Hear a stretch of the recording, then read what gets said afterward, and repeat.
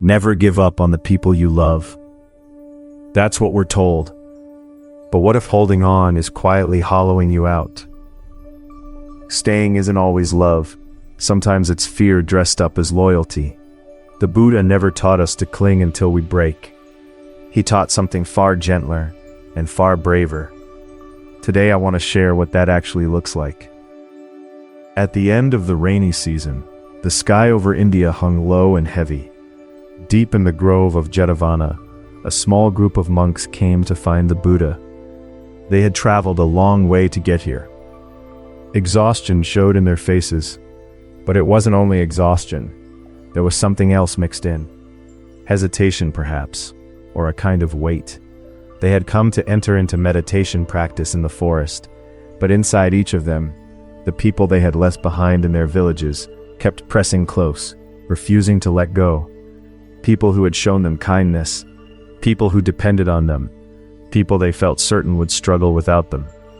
One face after another rising to the surface. The Buddha watched them for a moment in silence. Then quietly he began to speak. "You carry them with you like stones in the fold of your robe," he said, "and you believe this is love." He paused, letting a breath move through the grove. But the mother who clutches her child's hand on the riverbank does not help him learn to swim. The monks who had gathered that day were preparing to enter the forest for meditation. Each carried something unspoken. A young monk spoke first. "My mother is old and lives alone in our village. If I leave, who will care for her? My younger sister may have nowhere to turn. How can I enter this practice while knowing that?" Another continued, "I have a friend I have known for many years. He relies on me, and honestly, without him, I am not sure I can hold myself together either. Leaving him feels like a betrayal." A third monk spoke more quietly. "There is someone I see every day. When I'm with them, I can never quite relax. I'm always careful, always managing myself. By the time I get home, I'm hollow. And yet, when I think of pulling away, something in my chest tightens. I don't know what to call that." The Buddha listened. He didn't rush them. He didn't interrupt. He simply received all of it. After a long pause, he spoke. "What you are describing sounds like compassion, but perhaps what you are actually describing is something a little different from compassion." The three monks looked at one another. The Buddha continued, "When a mother protects her child, what does she do? If her child runs toward fire, she throws herself in the way. But when her child learns to walk, she releases her hand. When her child begins to find their own path, she lets go. That is compassion." The young monk said, "But what if the other person cannot yet walk on their own? What if they still need me?" The Buddha paused, then replied, "Ask yourself this, is it that the other person cannot walk, or is it that you cannot release your hand? Look at that honestly first." Those words landed differently in each of the three monks. One flushed, one looked at the ground, one simply stared at his own open palms. Then the Buddha began to speak words that would later be known as the Metta Sutta, the teaching on loving kindness. "Let your heart hold compassion for all living beings, above, below, and across, without limit, without exclusion, without hostility, without rivalry, standing, walking, sitting, lying down, for as long as you are awake, hold this intention. This is what is called a divine dwelling." As the monks listened, something in them slowly began to soften, and then quietly a question formed. If we are to offer compassion to all living beings, how can it ever be right to cut ties with someone? The Buddha received the question directly, and he answered, "Compassion is not about staying beside someone. Compassion is feeling another's suffering, as if it were your own. But if you yourself are wounded, if you are bleeding, do you believe you can truly be present for another person? A river is a river, because it flows. When it stops flowing, it becomes stagnant. Can you offer stagnant water to someone who is thirsty?" That night, all three monks sat alone for a long time. No one knows what each of them was thinking. But the following morning, it is said, all three entered their practice with quiet, settled faces. Years later, one of them, the monk who had spoken of his friend, was asked by a student what had changed in him that night. He thought for a moment, then said, "I realized I had been gripping the rope so tightly that neither of us could move." The student waited for more, but the monk simply returned to sweeping the path. The Metta Sutta, the teaching on loving kindness, is one of the most beloved texts in all of Buddhism. Hold compassion for all living beings. If you take only those words, it can sound as though the teaching is asking us to stay beside everyone, always, no matter what. But within that same text, the Buddha wove in something quieter and just as important. Compassion does not mean allowing yourself to be bound. Let's pause here for a moment. When a relationship is draining you, when you leave an interaction feeling hollowed out, where does that pain actually come from? You might say, they keep saying hurtful things, that's why it hurts. Or, they never change, that's why I suffer. But Buddhism begins from a slightly different place. The suffering may not be coming from what the other person says or does. It may be coming from a hidden expectation, a silent belief about what this relationship should look like, what this person should give you, the wish for them to understand, the longing to be valued, the sense that you deserve more than this. When that unspoken expectation goes unmet, suffering arises. You're not suffering because the other person is cruel. You're suffering because there is a shape in your mind, a shape of how things should be, and reality keeps refusing to fit it. This is one form of what Buddhism calls attachment. But here is something important. The teaching is not simply telling you to let go of attachment. Trying to force yourself to release a grip through sheer willpower can itself become another form of grasping. What the Buddha pointed to was something more subtle, simply seeing clearly what you are holding. In that act of honest seeing, the hand begins on its own to loosen. And there is one more question worth sitting with. When you hear the phrase cutting ties, what rises in you? Guilt, perhaps, a fear of becoming cold, a voice that says a caring person wouldn't do that. But consider this. What is your self made of? What we call the self is not a fixed thing. It is something that has taken shape through every encounter, every relationship, every goodbye.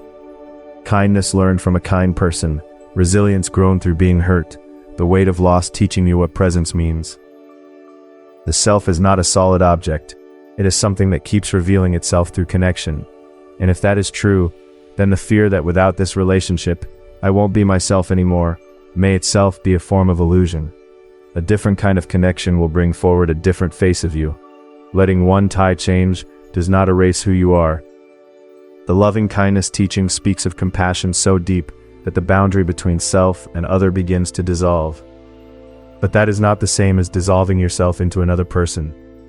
When you are wounded, when you have grown stagnant inside, are you truly capable of offering compassion to anyone? The Buddha didn't answer that question for his monks. He returned it to them, gently. There is a story of a monk who sat beside a dying man for 40 nights, holding his hand, speaking soft words, offering everything he had.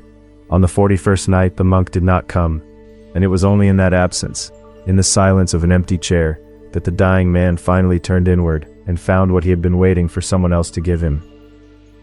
So, how does this teaching appear in the texture of everyday modern life? The first situation, a workplace. There is someone you see every day, a manager, a colleague, and being around them simply wears you down. There's an edge in their words. Every conversation leaves you feeling a little smaller. You tell yourself, this is just work, adults endure this. You keep going, but by the time you get home, you're spent.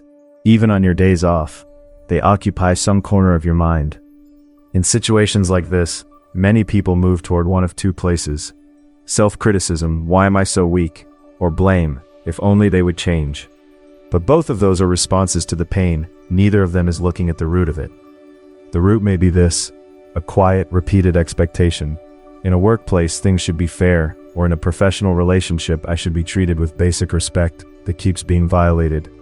When you look at that expectation directly, a still small question arises. How long do I intend to stay here? You don't have to answer it immediately, but when the question is allowed to stand, something shifts just a little. A breath of air moves through. The second situation, a long friendship. Someone you've known since childhood, someone who was with you through hard years. Once being with them felt easy. Now, every visit costs you something. One of you talks, the other absorbs. The same complaints, the same cycles year after year. And you think, but I might be the only person who truly understands them. If I step back, they'll be completely alone. That thought holds you in place. Here's a different question to try. By staying, has anything actually changed for the other person? Or is it possible that your constant presence has quietly become a reason for them not to change? Compassion is not endlessly affirming someone's current state. As the Buddha said, when a child learns to walk, the mother releases her hand. Holding on is not always love. Sometimes it is holding someone still. The third situation, family.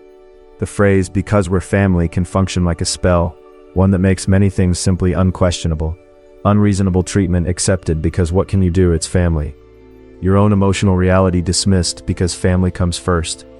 But I cannot leave because we're family is also a fixed shape, an assumption that the form of this relationship must never change. The biological fact doesn't change, but the form of the relationship, the distance, the way you choose to engage, those are things that can be chosen. You are allowed to redesign the shape of how you show up. Leaving or changing the shape of a relationship does not require hatred. It does not require that you stop wishing the other person well.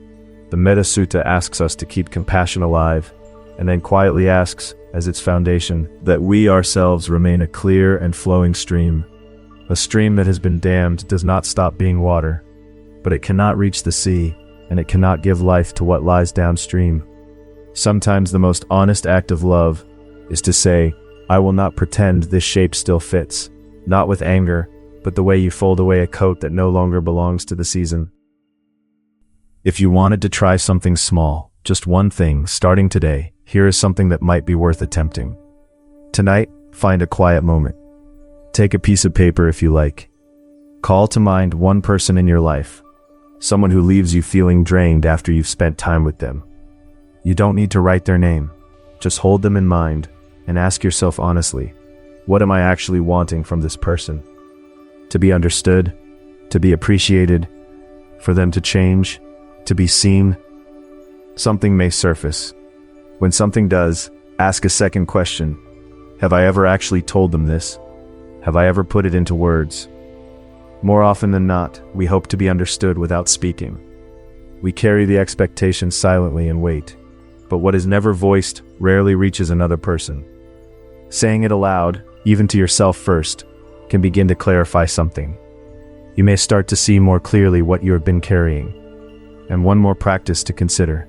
The monks who lived with these teachings would quietly repeat a short phrase, morning and evening, a kind of inner offering. It went something like this: "May all beings be at peace." Try turning that toward yourself today as well. Toward the person who hurt you, toward anyone you may have hurt, and toward yourself. You don't need to say it aloud, just once, inwardly. This is not a promise that everything will transform, but there may come a moment when you allow this phrase to include yourself, when something quietly loosens. A sense, perhaps, that choosing to step back from a relationship that is wounding you is not a violation of compassion, that it might in fact be an expression of it. One teacher used to describe it this way: a candle that burns at both ends lights the room brilliantly, but only for a moment. To keep the light going, you must sometimes cup your hand around the flame. Protecting your own steadiness is not selfishness. It is how the warmth continues to reach others at all. Here's a question to sit with, not to answer right now, just to hold. Are you still in this relationship because you genuinely want to be close to this person?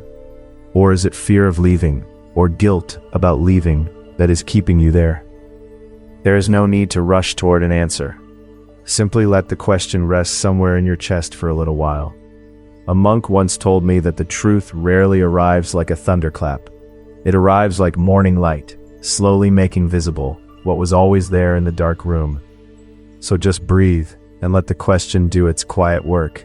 Sometimes the bravest thing you can do is simply stop filling the silence with distraction.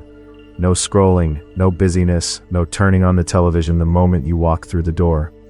A woman in one of our retreats once said that she had kept herself so relentlessly occupied for 3 years that she never once had to hear her own answer.